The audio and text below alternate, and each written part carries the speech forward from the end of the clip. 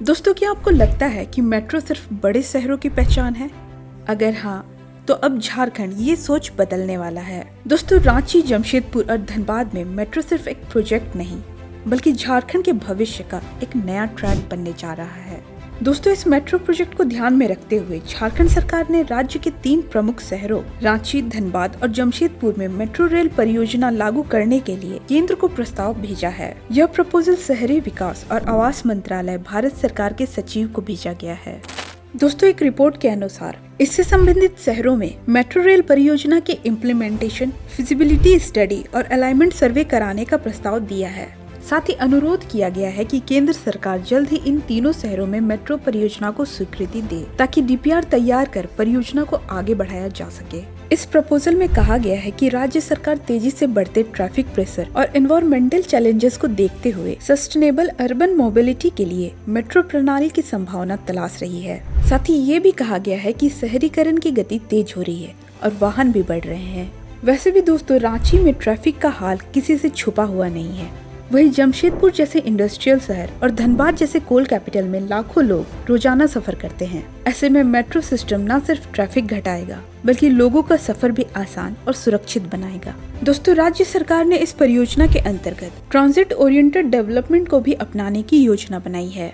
इसके तहत high density, मिश्रित भूमि उपयोग और बेहतर कनेक्टिविटी को बढ़ावा मिलेगा।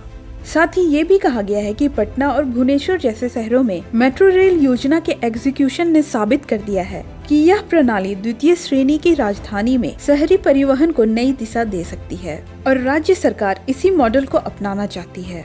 सरकार मेट्रो रेल नीति के अंतर्गत सभी आवश्यकताओं को पूरा करने के लिए कमिटेड है। इसमें comprehensive mobility plan, public private partnership और वैल्यू कैप्चर फाइनेंसिंग जैसे उपाय शामिल है।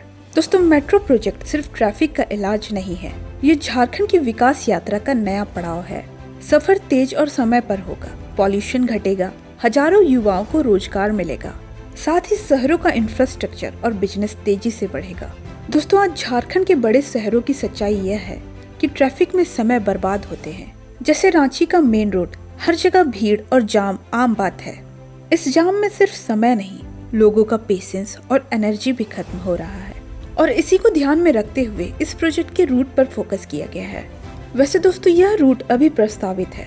सारे क्राइटेरिया को देखते हुए फाइनल रूट तैयार किया जाएगा।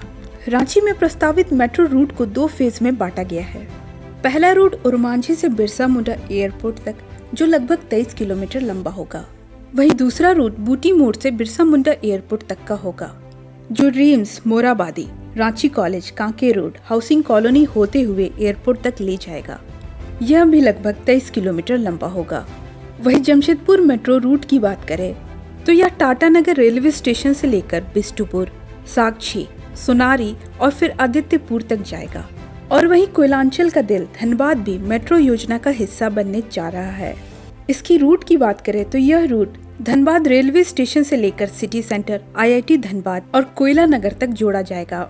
दोस्तों, किसी भी शहर में मेट्रो बन जाने से घंटों का ट्रैफिक खत्म होता है और साथ ही पॉल्यूशन भी कम होता है।